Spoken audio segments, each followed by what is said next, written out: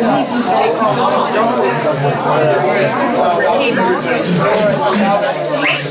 you for trying to cram into this little. We always are trying to figure out how many people are going to have at events, and obviously tonight we're a little bit off. It's a good thing to see this year so far. The Historical Society's had some. We've only had a couple events so far, but both times we've well exceeded our number of people we thought were coming, and it's been neat to see that there's that much interest. And with somebody like Van, who could not come? So, but just to give you guys a heads up, I've had a bunch of questions already, and we are recording this tonight.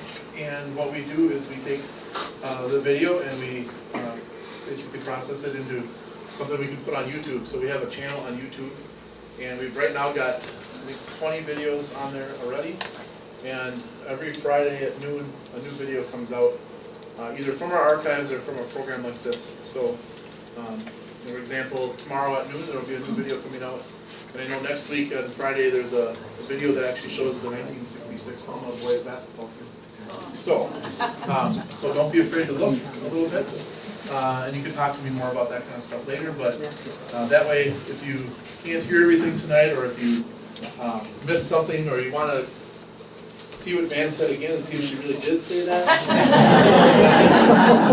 then you know how you can do that. So, but without further ado, I'm going to turn this over to our wonderful Secretary-Treasurer, Sandy Ebert, and I'm going to let her introduce her mom, and I think they have some other stuff they want to do. So,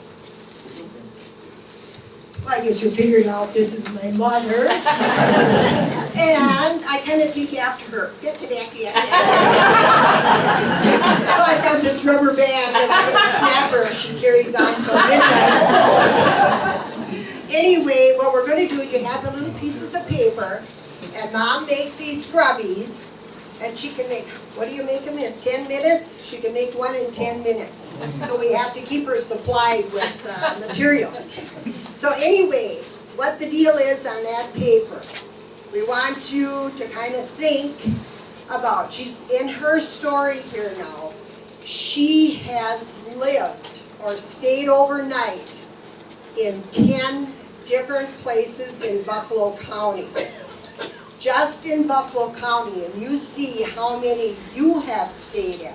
Whether you lived there or you stayed overnight with a girl, I should say boyfriend then too. I mean when you were little, cousins or whatever. But anyway, kind of think it over, you know, and I can list the townships, but you know, Alma, Belvedere, Buffalo, Canton Cross, Dover, Lincoln, Maxville, Milton, Montana, 17 townships, 4 cities, and at her time there was 1 village, Village of Cochran. Now there's 2. Town of Nelson split, and it's Town of Nelson and Village of Nelson. So think about that, so in the end we'll see if anybody can top her, or else we'll work down because we have a bag of scrubbies. Or whoever, you can use these for whatever. Okay, and now this is my mom. I'm going to turn it over to her, and let's go. Where do I talk? Dangled stuff. Well, you all know me, and I touched so many of your lives. I know I have. This is my family's, and my family, and my friends. And I hope when you leave tonight, you're still my friend. I kind of like to talk. Well, I'm going to start out, you know, I'm Dan Ludwigson, and I was born in Lees Valley. Did you know where Lees Valley is in Gilmanton, anybody? Well, that's where I was born. And now the house I was born in, they used for Greenwich. And we went back there on Memorial Day with my family, and I couldn't go in the house. I just couldn't go in. The rest went in, and the little kids looked out the windows, but I couldn't go in the house. And I'll tell you why. I was born on the 24th of March in 1919. My dad died the next day. My mother died the next day after that. That's why I couldn't go in that house. And they had the influenza. It was wartime. And my uncle Brody had died just a week before, so my grandpa buried his only 2 boys. So it must have been a terribly sad, sad time in that house. And my 3 little sisters, 4, 6, and 8, were sick with influenza too. So it was a terrible time. But I want to show you what Buffalo County, how they treated an orphan, how I got so far as I am, that I can come and speak to all of you tonight. I've got relatives from La Crosse and all over, River Falls, and they must think a lot of Auntie or they wouldn't come. I haven't seen for years. And I've talked, and I noticed when you come in that I cook for a lot of your weddings. So you know me. And I hope you like me when I'm done. Okay, and when after I was born, there was nobody, I had no milk, I had nothing. So my Aunt Tilly, my mother's sister, took me into her home and raised me. And I stayed with my Aunt Tilly and my Uncle John until I was 5 years old, and then Aunt Tilly died of cancer. It just seemed like bad luck followed me. But when I lived there with my Uncle John, he made the best of it, and he would hire housekeepers. And he hired an Indian lady from Fairchild to take care of me. And then during that time, I got the scarlet fever. So they had to quarantine me. And then, you know, just think, an 8-year-old kid, how long would you keep them entertained now without television stuff?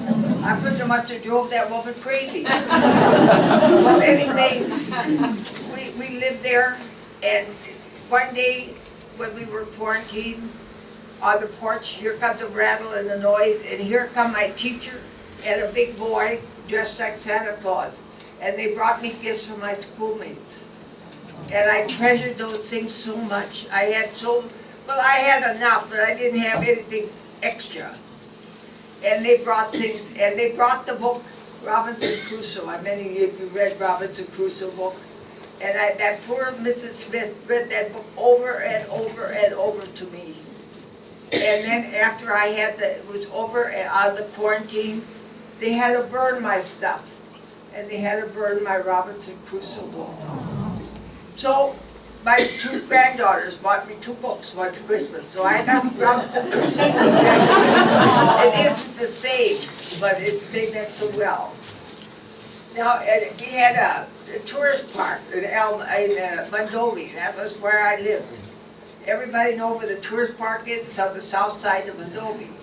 And we kids further lived there because they had the swings and it was just like our own playground. And we would come there and we would talk to the tourists. And I know there were so many little what do you call oak trees give? Acorns. And we tried to plant trees and we had a good time up in the tourist park. And now the Historical Society has a museum there, and they're going to visit the Olson Farm. When I was a kid, the Olson Farm made beans or tomatoes. So one time they hired the older kids to pick tomatoes and beans. They didn't hire me because I was too little. So I filled the sack with sand and put it on a scale. And I can remember those things so clearly. And then there was next door to us was a pastor, Joe Cosford his name was. And he had a sore leg, he had been in an accident. And he had that water drip, disinfectant water drip in that leg over days and days and days. And I would come home from school and change the dressing on that sore leg. And I'd turn the Victrola on. You remember Victrolas? I'd turn the music on and then I would take care of Joe. And then his sister would come at night and give him his meals and take care of him. So I was a nurse at a very early age, and today I'm not much of a nurse. And now I'm going to tell you about the parties in Mondovi. I lived with my 3 uncles, my Uncle Joel, my Uncle Ed, and my Uncle John, after my Aunt Tilly died. And on Saturdays, we would go up on the flat and they would have house parties. I suppose it was Prohibition, or maybe, I don't even remember that. I don't remember that part. But I know I'd get put to bed with the family's kids. And the next morning, I'd go to the Methodist church and go to Sunday school. Uncle John always sang in the choir. So I never missed Sunday school. And that was on the flat. I asked one of the girls if there's still a flat in Mondovi, they said there was. And that one time the Boston Bakery gave prizes away for something, I don't know, and I won some stilts, some red stilts. And I don't know how good I was at walking on them, but at least I don't see stilts much with kids walking anymore. They've got too many other fancy things. I attended this schools in Mondovi until I was in the 4th grade. And that was in the Catholic school. The public school had to rent the Catholic school building. My teacher was Miss Helwig and Miss Margaret Acey. And I can remember that. That's so plain, but the first few teachers I don't remember. And then I moved down to when my Uncle John got sick, and my Uncle Joe got killed with a car accident. Then I had to move down with my sisters down in Alma with my Uncle Bill. See, when my family was divided up, my grandma Balash, my mother's mother, took 2-year-old Lorraine. My grandpa Taney took 4-year-old Lillian. And my uncle, with his new bride, 20-year-old bride, took my sister Alma, 6 years old. So we were all divided up. And then one time somebody said, Grandma said those kids should be together. So that's the way we were. We went down by Uncle Bill, and that young bride had all 4 of us. And then she had a little boy of her own. So she was a wonderful woman. The kids are here today, some of their grandchildren. Nobody was like Aunt Florence. I said, there was angels on earth, and that was my Aunt Florence and my sister Alma. I'm not one of them people. And then I moved to Alma, and the first thing I walked to school was Nora Ryder was standing by the door. She had come the year before to the Alma school, and here she'd come to greet me. And I was so glad to see her. And I was friends to her till she died.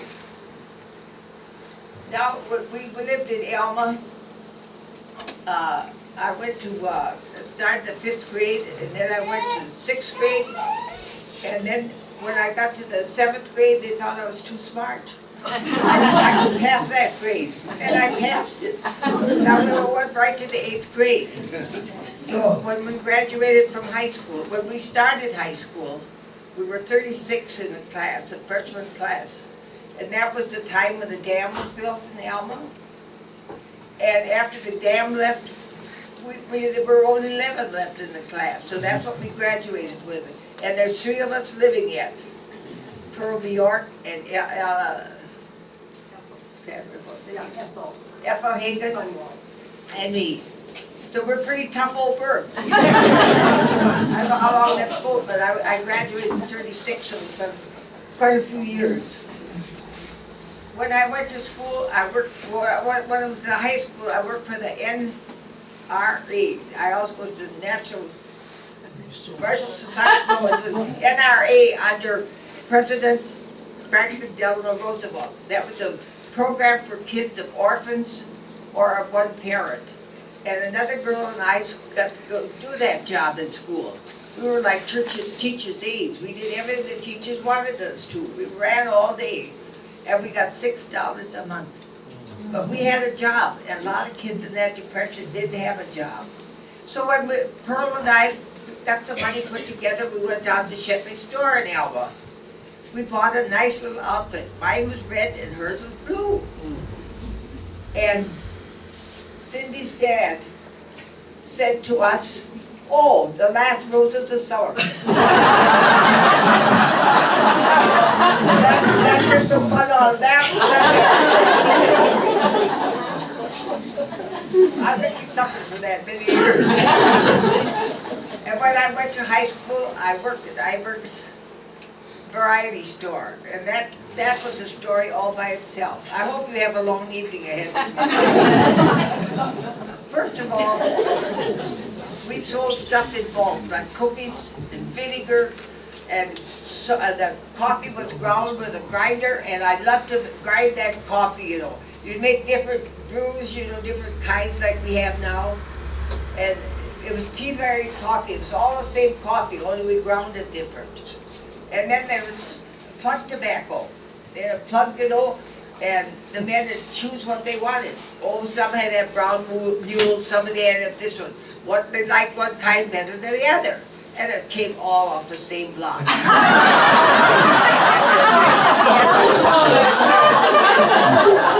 little brown thing, little brown thing, it said brown mule, we stuck it in that block.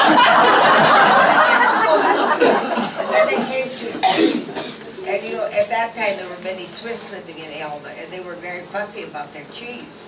Well, Romy kept it in the basement in a barrel, and that made good cheese.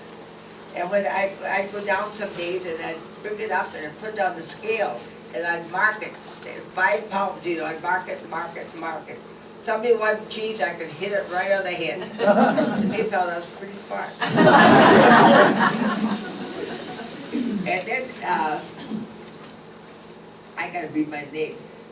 Oh, the gypsies would come to town. I don't know if you remember people gypsies coming through town.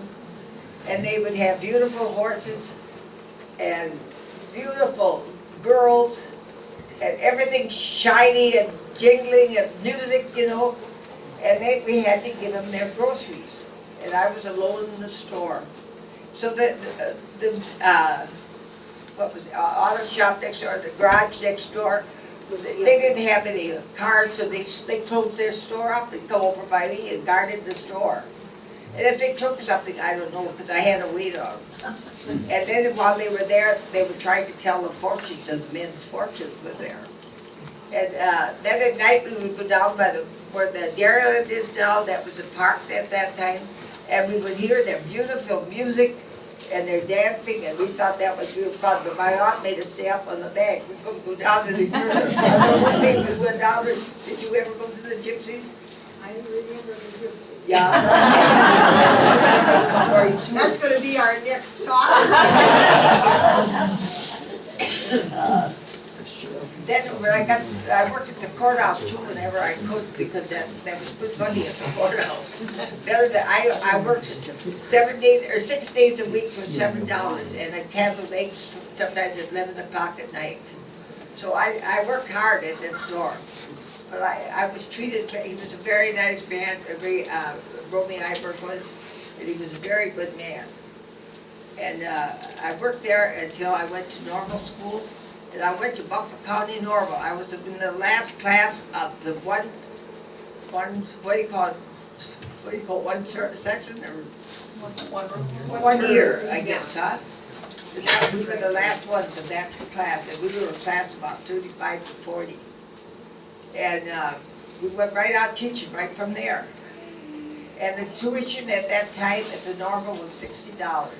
I said, what are kids going to college or normal school now have to pay? Didn't times have changed so?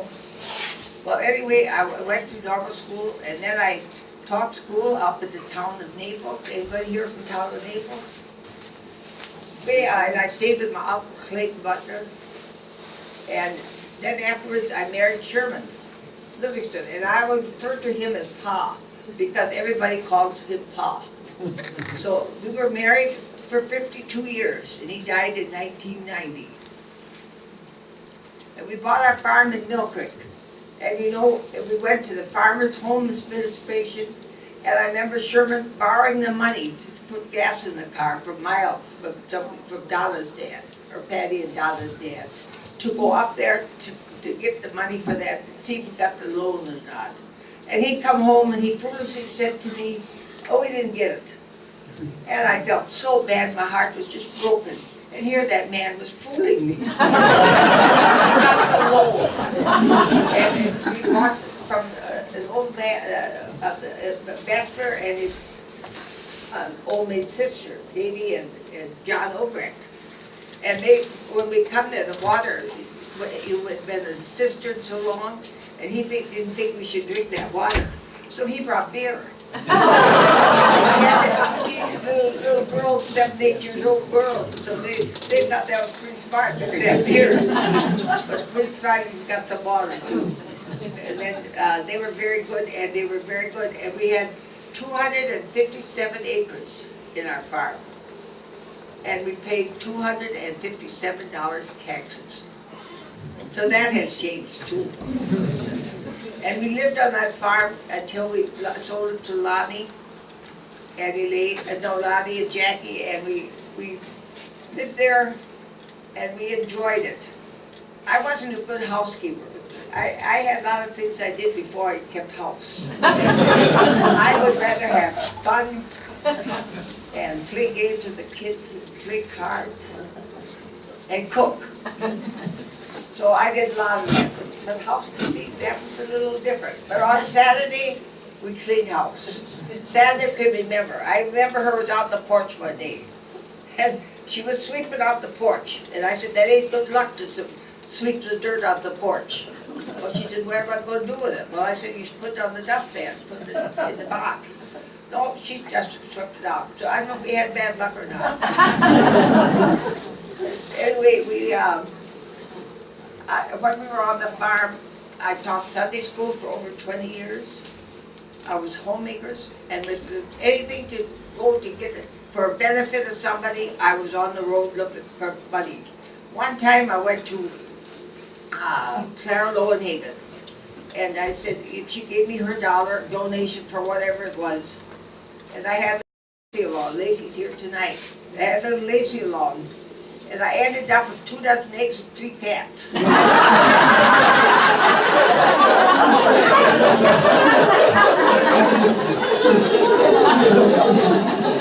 I have to tell you how hard we worked on the farm. We couldn't afford a hired man like some people did. And sometimes people would come and just work for their room and board because there wasn't any jobs to be had. But one time we were alone, Sherman and I, and we had to start picking on 20 acres of corn on shares. We'd take a load and the owner would get a load. And we went and we had little 4-year-old Sharon in the green box. You remember those boxes with the, we had bang box, I don't know what they call it. They hit the top, you maybe know, hits the corn, you hit the back of the box. And we had a picker on our hand that left the thing that we would rip the corn open. And then we would pick the corn. And it was October, it was cold. And that little Sharon would sit there. Sandra went to school. On Saturday, she'd be with us in the box. Well, anyway, if Sharon got hit by a cob of corn, it was cold and it hurt. And she would scream. And Pa, I would run for Sharon, and Pa would run for the horses because they were ready to take off. And now, another thing we did on the farm was the taking the calves to entering. I don't know if Lonnie's here tonight or not, but anyhow, he had the calves, and we had the pickup. And we had the pickup. So in the front would be Pa, and Lori, and Lacey, and I, the Kool-Aid, and the picnic lunch, all in the front. In the back would be the calf in a crate, and the 4 boys. Knocking on that back window all the time. That he would be knocking, and if he wasn't, I was. Straight up back there. We had a look at the calf. And then the good part, we went to Galesville. And they had a swinging bridge at Galesville that caught the gorge, and on the other side was picnic tables. So, of course, we would go across that swinging bridge. And I had little Lacey on my arm, the Kool-Aid jug in the other arm, and we went across that swinging bridge. And then the boys decided they were going to shake that bridge. And I hollered, I think the calves would have heard me back at We had so much fun. That was our big outing, was to go to Galesville with those calves. And then I belonged to Homemakers. I was a Homemaker of the Year. And I learned so much with Homemakers. They say if you go to Homemakers for 4 years, you got like a college education. Well, I think I did too, and I enjoyed Homemakers. And I don't know, I think I'm an honorary member now. I don't think they'd kick me out. But we used to come and have it in our homes, and we had good times. And now we meet every 3 months, is it Sandra? Yeah. Every 3 months and have a lunch, but we meet in a restaurant. We don't meet in our homes anymore. You know when you had Homemakers coming, That was the time to get new stuff. Paint your wall, wash your windows, wash your windows. Now, I've got to keep it going here, I guess. It's time to buy a lot then. Now I got to talk deer hunting. We have a lot of deer on our farm, and the relatives have come, all of the relatives have come from deer hunting. And cook, and I wrote a book one time about it, and the hunters got sick from, they had the flu, and it would go from one to the other. And we got snowbound, it was just a terrible hunting season. But then the snowplow come in the road, and everybody cheered because we were ready to get, there was enough deer hunting to get. And then they made sausage, you know, and they would make cooked sausage and liver sausage and butcher time. We made all kinds of, and then one time Florence Grubb and I made Braunschweiger. We found the recipe in the farm paper, and we made it in a wash tub. We had Braunschweiger for the whole neighborhood. So much Braunschweiger. And they now listen where we got. Can't leave my own writing set.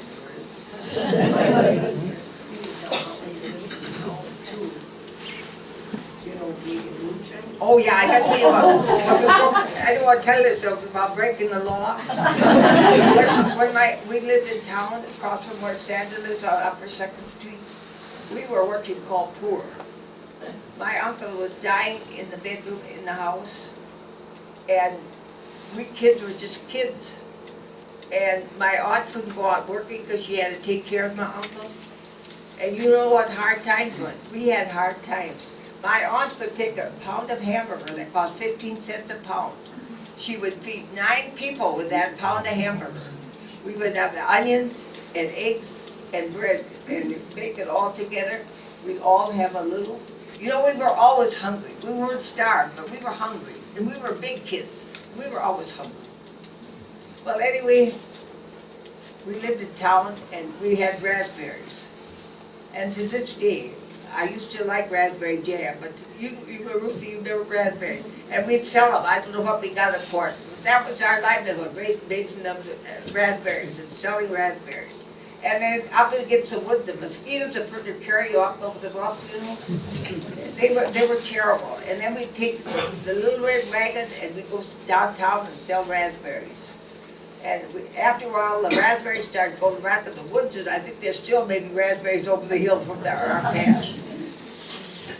And then I worked at the sheriff's office. I was maybe, I don't know how old I was, but anyhow, they had 4 children.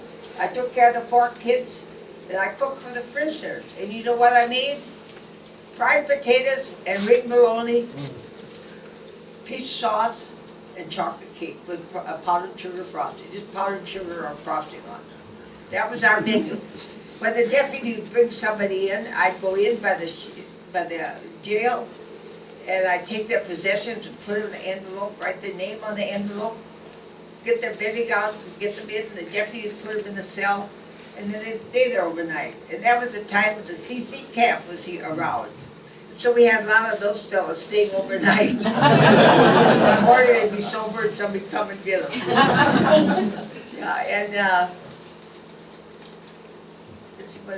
We had the food pantry at Alma's. I jumped from one, I'm sorry, but I jumped from one thing to the other. I tell them what I hear, think of it. Well, we had the food pantry, started the food pantry. First of all, I went to, down, crying.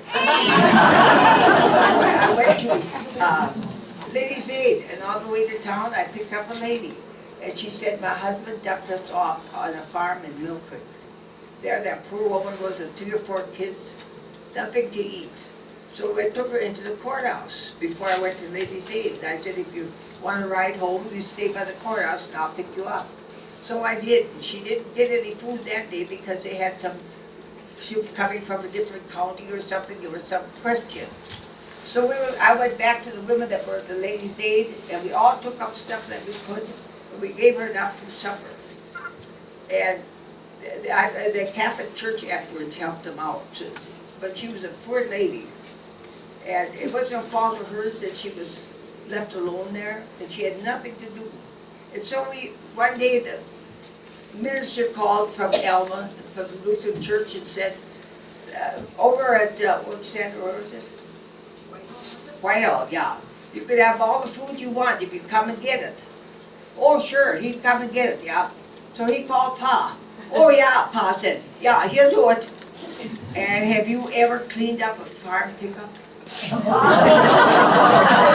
tell you, I had my work cut out that day. I took the boards from the back and put them in an old water tank and soaked them. And I scrubbed and I cleaned. I said there was every kind of poo in the back. Every kind of issue. And I cleaned up the back of the truck. I even cleaned out the glove compartment. I thought the minister might put his gloves in there. And we had a good-looking minister. He had been a motorcycle cop in Florida, was it? Yeah, he was a good-looking guy. And I didn't want him and that food in that truck with Pa and have it dirty. So I worked very hard. Pa said, I didn't know that truck was so pretty blue. Next day they went to, where'd they go with that? Yeah, Whitehall. They got boxes and boxes of food. You remember joints, it was turkey and beef and pork. And we started the first food pantry. We took the woman's, where they had the coats, we took that out, put the food in there. And we had food, and you know, when somebody needed food, we gave it to them. And I'm going to tell you a few stories. I hope I don't say any names. I don't want people to know. Well, anyway, one time we came to a family, and here the kids opened the door, and the water pipe had broke. And the water was coming down through the steps. And the mother was at work, and the kids didn't know what to do about the water. So Sherman went down to the basement with the older boy and shut the water off. Well, one other time, this is a sad one. I cry every time I say it. I just started. There was a young hurt in a logging accident. He lay paralyzed in the bed, and they had to come home to the mother's family to live. There were 3 or 4 little kids running around, and we brought the food in and put it on the table. And you know what that young mother did? She come with a tablet. She said, who can I thank? Of all that trouble in that home, and then she wondered, who can I thank? And I said, you can thank God, and you can thank the good people of Buffalo County. And I said, you can say what you want about our county, but we've got one beautiful county. Okay. Now what? Oh, is that all about the food pantry? Oh no! One time we had a Christmas, and we were bringing. Oh, the dog. That's my great granddaughter, Maya. Anyhow, we were delivering boxes of food to the family, and we had it's behind where's Jones? What's Jones called? Jones, Ludwigson. The veterinarian's house up that steep hill.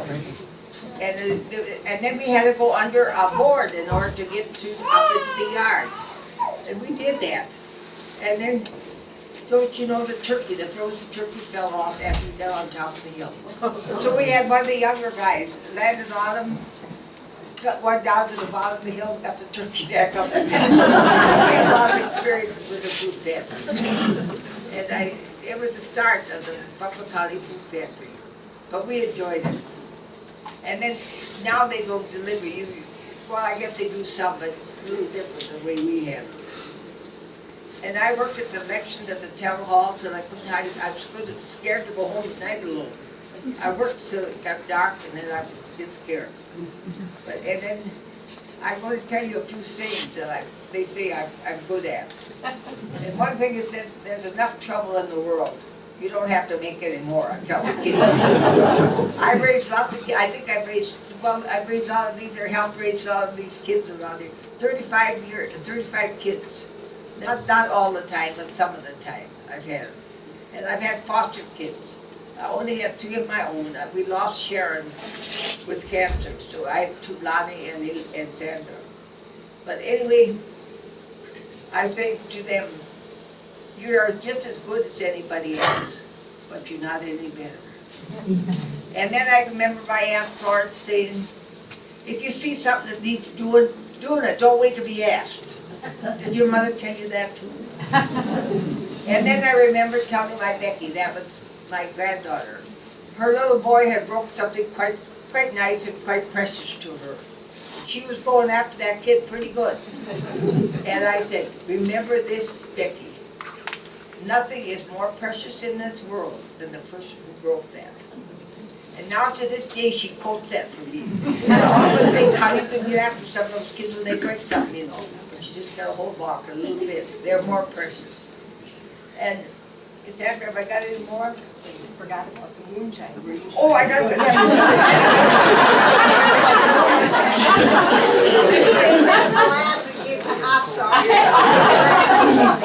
Maybe after all these years, they can pen me out. Maybe I'll write you like a free card. My uncle was sick, and my aunt could go to work, and we were young kids. We couldn't work. My cousin Donald had a paper route, but that didn't make much, you know. And I worked for, I couldn't take care of Ruthie and then whoever I could, you know. But we didn't have much money. So my Uncle Ed was a bartender at the Burlington Hotel and at Von Holt's Tavern. So we made home brew. And my Aunt Florence was one particular lady, so we had clean beer and we had good beer. My Uncle Ed would make it with, we would send to Iowa for the malt and the hops. And then we'd have yeast, and washing those bottles is what we hated. We had to wash those bottles and clean them out, you know. And then we would pump the well water, a 20-gallon Red Wing jar full of water, and that was made our beer. And one time the women from the church and the minister came to call on my aunt and my uncle who was sick. And here was that beer brewing in the closet, you know. It was like in a pantry, we had it, and then we went downstairs. So Donald and I took that 20-gallon thing of beer and carried it in the basement so they wouldn't smell it. Well, anyway, Sunday night, when the beer was all ready to go, we would take the red wagon and we would load the beer in the wagon. And after it got dark, we went to the Burlington and we went to Alma Tavern and unloaded the beer into the wood pile. And then we covered it up in the wood pile. So we broke the law, but we survived. When I worked in the store, on the days when my boss would be going fishing, there would always some people come to the back door and they would want 100 pounds of sugar. So they always sent the wife. And the wife and I would carry that sugar down that back steps. Pretty soon, maybe 2 days more, my boss would be out fishing. That truck would come again. We'd get another 100 pounds of sugar. And here it was bootleggers. Were you making sugar, making whiskey back in the bottoms? And I don't know that if Dillinger maybe made it too, we don't know. But anyway, we broke the law a few times. We didn't say anything because that was the way they made a living at that time too. I think I'm just about done. She just didn't want you to snap her.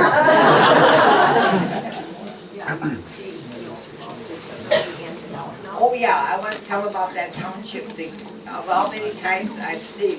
Oh, as Sherman and I moved and farmed on different places, we didn't, even when we settled in Mill Creek, we were all over. You all know where we lived. Up with your folks, we lived in a lot of your places where we lived, you know.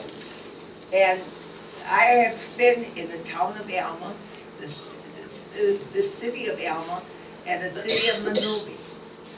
I've been in the town of Belvedere when we worked for Ray Iberts. Sherman and I both worked for Ray Iberts. And then at the town of Buffalo, what's the name of that?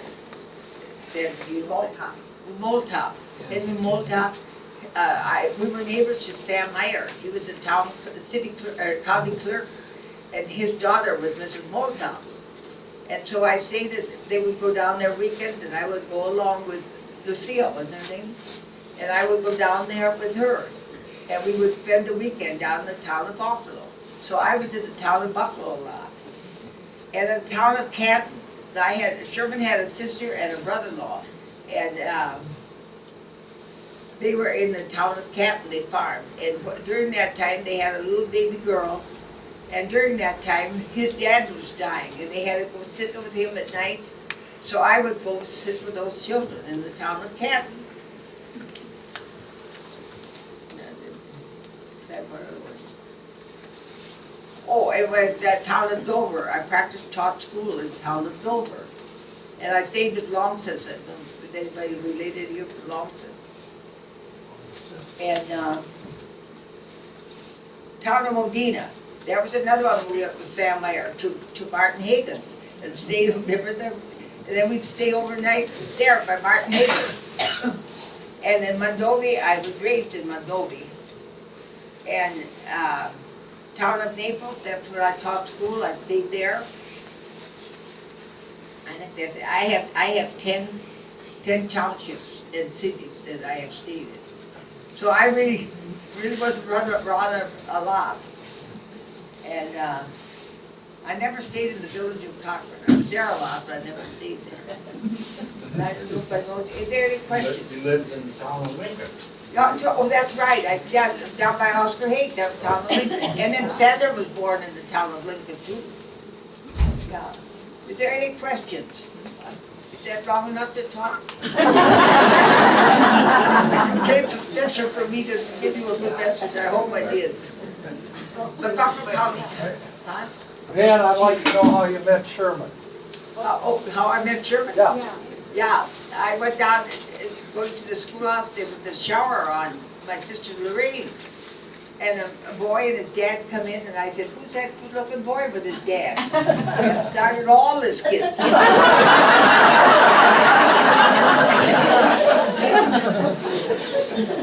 Any other questions? You didn't tell about old lady Twite's stories. Oh, when we lived in Nelson on a little farm, and there was the spookiest place you could live in. Oh, it was just scary. We'd go to bed at night and it'd be rattling and rattling, and then it'd be the leaves or ivy on the house, outside the house, and that would shake. And we would have magazines piled up behind the steps. In the morning, they'd be laid down on the steps. And we had some little chickens upstairs above the attic, or in the attic, and they were all disappeared. It was the spookiest place in the world. But, you know, I also assured him it was rats, but he didn't believe it. I don't know what it was. Oh, I got that thing there. Oh, dear. I'm really a public speaker.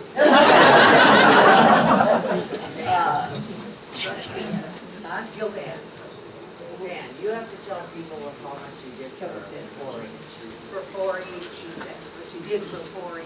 What you did for all of us kids in the valley. 4-H? Yeah. I can't remember. I Oh, remember. come on, you remember the cow?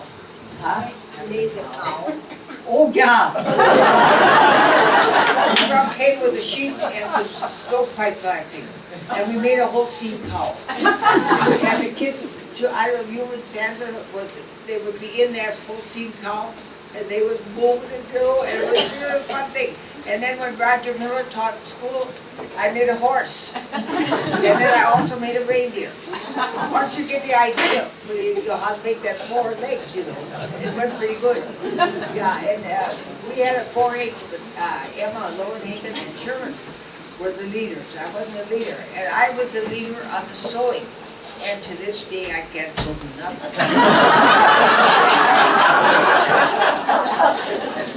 Yes, she can. Yes, she can.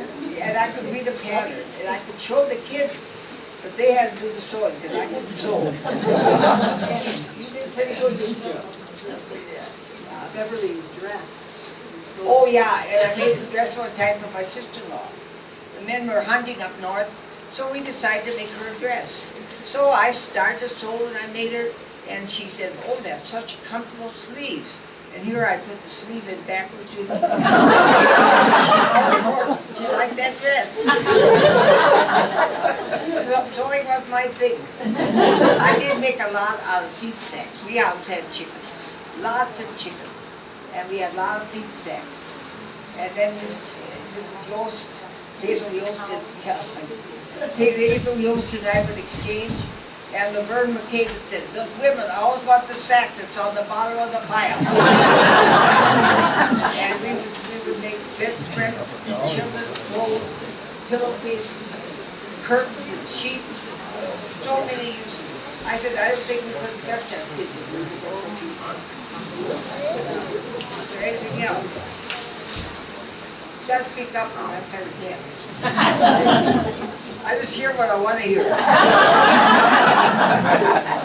I'm sure glad everybody comes so far, and I hope you haven't been sorry that you came. No. Did you come and take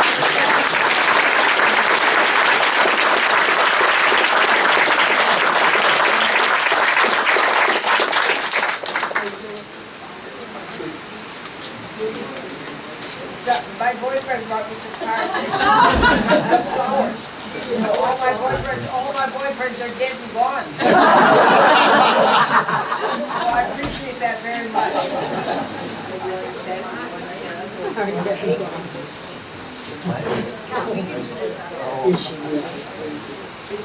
Any other questions? You know, I've lived 96 years, so not that I know a lot, but I've seen a lot, and I've been through a lot. Yeah. We were neighbors as kids always. I babysat her.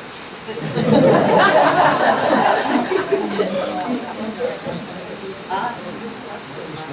I thought we were all we were neighbors, we were in everybody's house. And then when they needed groceries, the kids would go down and get their groceries. And they always steadily gave me food. They didn't give me money. We needed money. And they would give me mince pie. One lady and her daughter always gave me mince pie. And I don't like it. I eat it, but I don't like it. But my aunt said, if they give it to you, you eat it. I ate it. Okay. Now we handed out those little slips, and you didn't really have to keep track. But Mom said she stayed in 10 different townships, city or village, whatever it happened to be. Now, just thinking when she was talking, has anybody stayed more than 10? Just in Buffalo County now. No, just in Buffalo County. Either you lived there or stayed overnight, like I said, with a friend.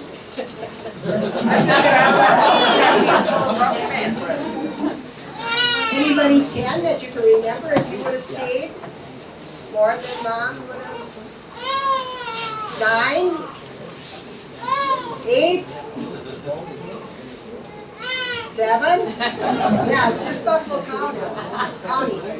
6? Really? 5? Anybody 5? Oh, this must be somebody that's lived. 4? Yeah, raise your hand. Here we have a winner. You lived in 4 different. Leva, I lived in Alma. Close enough. 3? There you go. Now. Zach, you want to hand him a scrubby? You'll be They have popular. 3? Your style? I'm on the team. Oh, sure.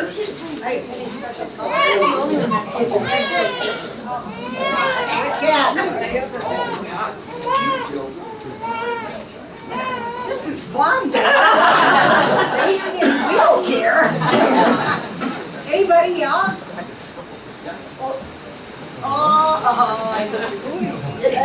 I make them so I don't go stir crazy. I've worked hard all my life and now nothing. Elaine does all my work, if somebody cuts my toenails, somebody does this. Everybody's got their job. I am one of the best women in the world. I love me. Well, I guess that's it, thank you.